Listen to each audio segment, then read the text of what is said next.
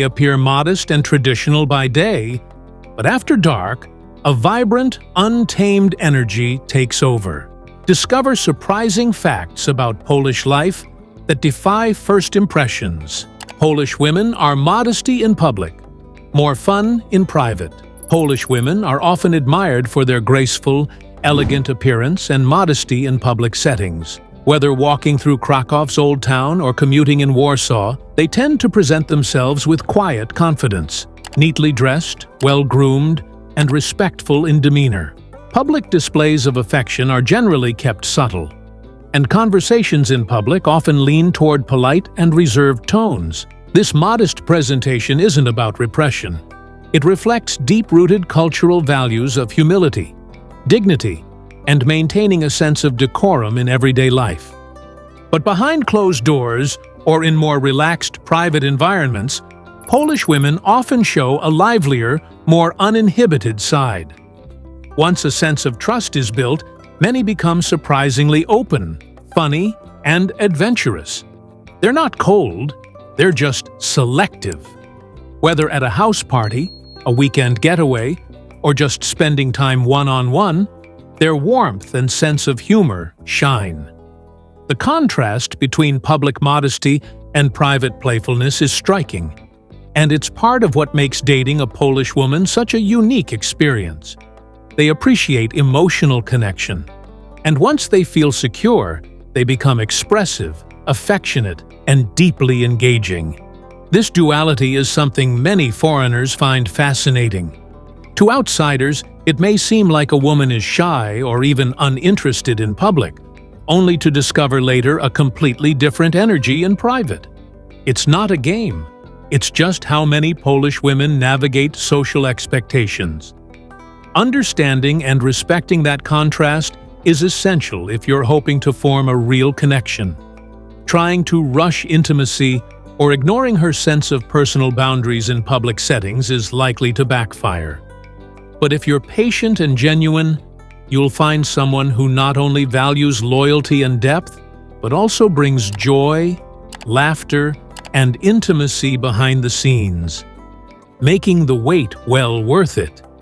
Poland has its own desert. Tucked away in southern Poland lies the Błędów Desert, a surreal stretch of sand often dubbed the Polish Sahara. Covering about 32 square kilometers, this unexpected landscape formed thousands of years ago during the last ice age, when glacial movements deposited a thick layer of sand. Though surrounded by lush forests and rolling hills, the area remains remarkably arid, with sand dunes, sparse vegetation, and shimmering heat waves on sunny days, creating a true desert illusion right in the heart of Europe. The Błędów Desert isn't just a geological curiosity, it's steeped in local legend. One popular tale claims that the devil, furious with the nearby town of Olkus, tried to bury it under sand. On his way from the Baltic Sea with a sack of sand, he tripped over the Silesian hills, spilling the contents and creating the desert. Over the centuries, the area became a military training ground, used for parachute jumps, tank exercises, and even aircraft landings, adding layers of human history to the sandy terrain. Today, the Błędów Desert draws tourists, hikers, and photographers eager to experience Poland's most unusual landscape. Conservation efforts are underway to protect its delicate ecosystem, which includes rare insects and birds adapted to the arid conditions. Though some vegetation has begun reclaiming parts of the desert, ongoing preservation projects aim to maintain its unique character. For a country better known for forests, lakes, and medieval cities, the Błędów Desert offers a surprising and fascinating glimpse into Poland's diverse natural heritage. Poland is home to the world's biggest castle. In the quiet town of Malbork, northern Poland, rises a fortress of epic proportions, Malbork Castle, the largest castle in the world by land area. Built in the 13th century by the Teutonic Knights, this massive brick stronghold was originally named Marienburg, in honor of the Virgin Mary. Designed not only as a military base, but also as a symbol of power and religious dominance, the castle grew rapidly over the years, eventually covering around 21 hectares. With its high walls, towers, and moats, it was practically a medieval city of its own.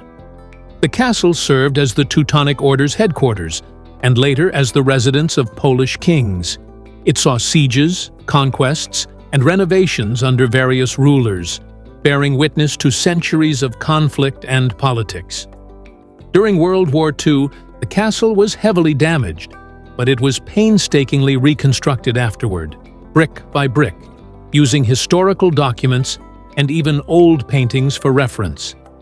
Its Gothic architecture, complete with grand halls, hidden staircases, and intricately carved details, offers a powerful glimpse into the craftsmanship of the Middle Ages. Today, Malbork Castle is a UNESCO World Heritage Site and one of Poland's top tourist attractions. Visitors can explore its vast courtyards, knights' halls, and chapel, and even see medieval armor and weaponry on display. Every summer, the castle hosts reenactments of historic battles and grand festivals, reviving the chivalric spirit of centuries past. Towering above the Nogat River, Malbork Castle is more than just a relic. It's a monumental story carved in red brick.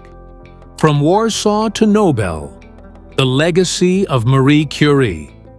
Long before she became known to the world as Marie Curie, the groundbreaking scientist was born Maria Skłodowska in Warsaw, Poland, in 1867.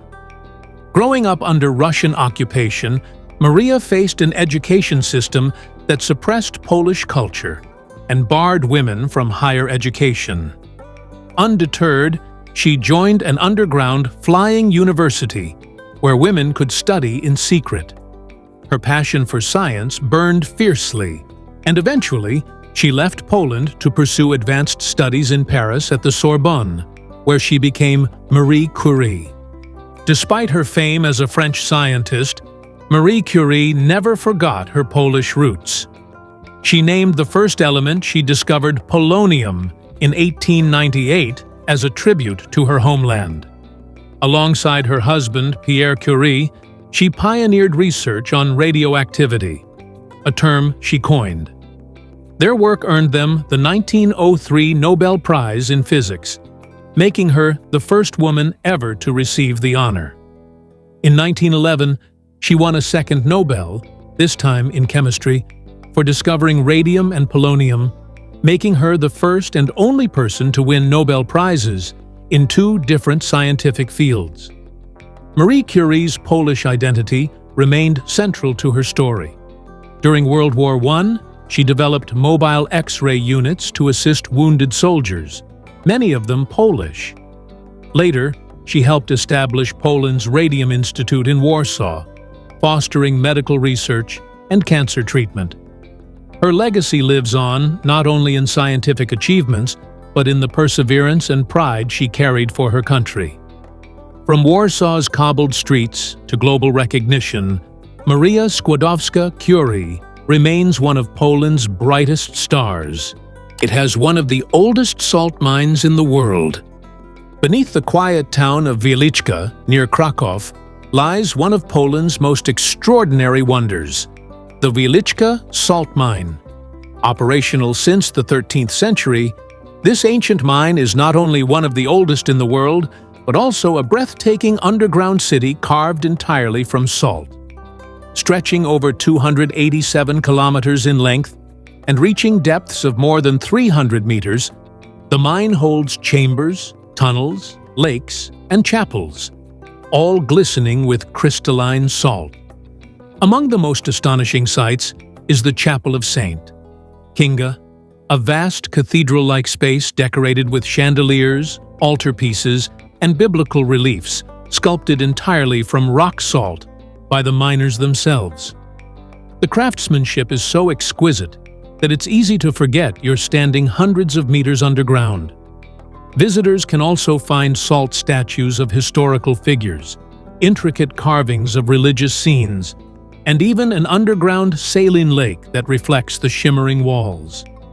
Designated a UNESCO World Heritage Site in 1978, the Wieliczka salt mine is more than just a historical artifact. It's a tribute to Polish resilience, artistry, and innovation. Over the centuries, it has drawn kings, scientists, and tourists from all over the world. Today, while commercial salt mining has ceased, the mine remains open as a museum and cultural venue, hosting concerts, weddings, and even health retreats in its therapeutic salt chambers. It is, quite literally, a glittering underground world where history and art are forever preserved in salt. It's home to Europe's heaviest animals. Hidden along the border between Poland and Belarus, the Białowieża forest is one of the last and largest remaining parts of the primeval forest that once covered much of Europe. Spanning over 1,400 square kilometers, it is a lush, ancient woodland that feels almost untouched by time. But its most famous residents aren't the towering oaks or moss-covered paths. It's the European bison, or zubr, the heaviest land animals in Europe. These magnificent creatures can weigh up to 920 kilograms and stand nearly 2 meters tall. Once on the brink of extinction due to overhunting and habitat loss, the bison were reintroduced into the wild through careful conservation efforts led by Polish scientists and wildlife experts. Today, over 800 of them roam freely in the Białowieża forest, representing one of Europe's greatest conservation success stories. Their presence adds an almost prehistoric majesty to the forest landscape, drawing wildlife lovers and researchers from around the world. The forest itself is a UNESCO World Heritage Site and a designated biosphere reserve. It is not only a haven for bison, but also for lynxes, wolves, red deer, and over 250 species of birds. Walking through Białowieża feels like stepping into a forgotten world where nature is still in charge. The ongoing efforts to protect this ecosystem highlight the importance of biodiversity and remind us that with dedication and respect for nature, even species on the brink can thrive again in their ancestral homes. A unique tradition in Poland. Fat Thursday. In Poland, the Thursday before Lent isn't about beads or parades, it's about sugar. Known as Tłusty Czwartek, or Fat Thursday, this beloved tradition is Poland's version of indulging before the fasting season begins. But instead of king cakes or Mardi Gras madness, the spotlight is on one irresistible treat: pączki, pronounced punchki. These deep-fried, round jelly donuts are filled with everything from rose jam and custard to chocolate or wild berries, then dusted with powdered sugar or glazed to perfection. The celebration dates back to the 17th century, when Fat Thursday was seen as the last chance to enjoy rich foods like lard, sugar, and eggs before the Catholic observance of Lent. Over time, pączki became the star of the day. Today, bakeries begin prepping weeks in advance, with some selling tens of thousands of donuts in a single day. Long queues form before sunrise, and it's not uncommon for people to buy boxes of a dozen or more. One simply isn't enough. There's even a popular belief that eating at least one pączek on Tłusty Czwartek brings good luck for the year. This isn't just a food frenzy, it's a celebration of Polish heritage. Families gather, co-workers share donuts in the office, and children giggle with sugar-coated smiles. While other countries have adopted the trend of pre-Lenten indulgence, few have made it quite so sweet or so central to national identity. In Poland, Tłusty Czwartek is more than just a day to eat. It's a moment of collective joy, wrapped in dough and tradition. Poland has the oldest restaurant in Europe. Tucked beneath the Old Town Hall in Wrocław lies Piwnica Świdnicka, a vaulted, brick-walled gem that holds the title of Europe's oldest restaurant. First opened in 1275, this historic cellar pub has been serving food and drink since medieval times, making it a witness to over 7 centuries of Polish and European history. Through wars, partitions, and political upheavals, Piwnica Świdnica remained a constant, welcoming travelers, merchants, nobles, and townsfolk into its timeless atmosphere. Originally named after the town of Świdnica, which supplied it with beer, the restaurant became a bustling hub for guild members and local elites. The vaulted ceilings, carved wooden interiors, and medieval decor transported diners back in time. Even the menu paid homage to the past, featuring hearty Polish fare such as roasted meats, dumplings, and stews, paired, of course, with regional brews. Over the centuries, it entertained royalty and revolutionaries alike, maintaining its legacy as a place of conversation, comfort, and continuity. Although Piwnica Świdnica paused operations briefly in recent years for renovations, its historical value remains deeply respected. Walking into this subterranean space isn't just about having a meal, it's about dining where medieval scribes may have toasted after a day's work, or where whispers of the Renaissance once echoed through candlelit halls. In a continent rich with tradition, few places offer such an unbroken culinary timeline. Piwnica Świdnicka is more than a restaurant. It's a living piece of Europe's heritage, quietly serving up history one plate at a time. Amber is Poland's gold. Long before diamonds dazzled and gold glittered, amber captured the imagination of ancient civilizations. Along Poland's Baltic coast, especially in and around the city of Gdańsk, this fossilized tree resin, often called Baltic gold, has been prized for millennia. Washed ashore after storms or fished out by divers, chunks of amber ranging from honey yellow to deep orange have become a symbol of Poland's natural wealth and cultural identity. Gdańsk, often referred to as the world capital of amber, has cultivated an entire industry around this luminous substance. Its famed Amber Museum showcases everything from prehistoric insects trapped in golden resin to intricately carved jewelry passed down through generations. Walking down Mariacka Street, visitors are dazzled by rows of amber shops, where artisans still use age-old techniques to shape, polish, and transform raw amber into rings, pendants, and art. In fact, it was from this very city that pieces of amber once made their way down the legendary Amber Road, connecting the Baltic Sea to the Mediterranean. Amber's appeal isn't just aesthetic. It has long been believed to hold healing properties, used in folk medicine to ease pain, ward off bad energy, or promote calmness. Today, amber is both a spiritual and economic treasure, connecting Poland to its ancient past and global future. Whether worn as a pendant or admired in a museum, each piece tells a story millions of years old, whispering of fossilized forests and the hands of skilled Polish craftsmen who bring it to life. 10th Polish Christmas is magical and symbolic. Polish Christmas traditions are steeped in symbolism, warmth, and a touch of magic that sets them apart. The heart of the celebration is Wigilia, the Christmas Eve dinner, which begins at the sight of the first star in the sky, a reference to the Star of Bethlehem. Families gather around a table set with straw under the tablecloth to symbolize Jesus' humble birth. And most significantly, an extra place is always set for an unexpected guest, honoring the values of hospitality and remembrance of absent loved ones. The meal itself is a culinary journey of 12 meatless dishes, symbolizing either the 12 apostles or the months of the year. These include pierogi filled with mushrooms and cabbage, barsh, beet soup, with uska dumplings, carp, herring in various forms, poppy seed rolls, and kutia, a sweet mixture of wheat, honey, and dried fruits.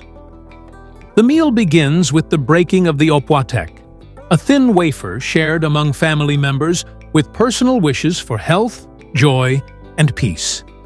It's an intimate, emotional ritual that often brings tears as well as laughter. The spiritual atmosphere continues with carols, kolędy, sung around a Christmas tree, followed by pasterka, the midnight mass, attended even by those who seldom visit church otherwise. Snow, candlelight, and centuries-old customs combine to create a celebration that feels timeless and deeply meaningful. In Poland, Christmas is not about presents or spectacle. It's a quiet, reflective celebration of togetherness, tradition, and hope. Poland ranks high in education. Poland consistently ranks among the top European countries for education, especially in terms of university graduates.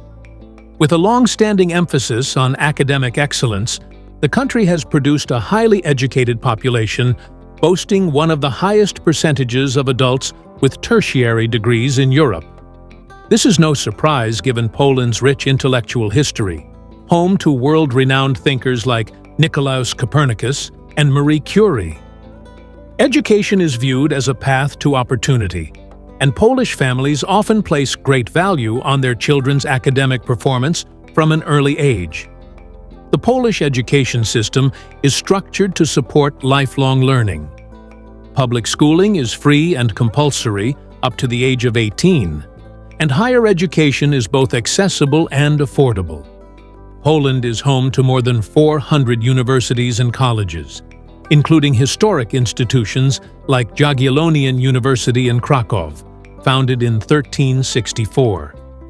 Students are encouraged to explore diverse fields, and many programs are available in English, attracting thousands of international students each year. The country also ranks well in reading, science, and math, according to international assessments like PISA. Beyond statistics, Poland's focus on education has a real-world impact. A well-educated workforce fuels the country's growing economy and innovation sectors, particularly in IT, engineering, and medical research. Many Polish graduates are bilingual or multilingual, giving them an edge in global job markets. This educational success is not just a point of national pride. It's a key ingredient in Poland's steady rise as a competitive and modern European nation. Poland has a crooked forest. Tucked away near the town of Gryfino in northwestern Poland lies a grove of trees that defies natural logic. Known as the Crooked Forest, krzywy las, this eerie woodland features around 400 pine trees, each bending sharply at the base in a near-perfect 90-degree curve before continuing to grow upward.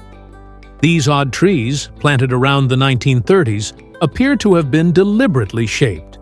But the truth behind their bizarre form remains one of Poland's most enduring mysteries. Various theories swirl around the Crooked Forest, but none have been confirmed. Some suggest human intervention. Perhaps the trees were manipulated with tools or weights to produce naturally curved wood for furniture or boat building. Others blame a heavy snowfall or soil anomaly during the tree's early growth. There's even speculation about more fantastical causes, including gravitational anomalies or supernatural forces. What deepens the mystery is that only this small grove was affected. Surrounding pine forests grow perfectly straight. Today, the Crooked Forest has become both a tourist attraction and a source of fascination for scientists and artists alike. Its quiet, haunting beauty draws photographers and nature lovers from around the world. The grove is protected and carefully preserved, but no plaques or signs explain its strange shape. Only the trees themselves, standing as a silent riddle in the forest.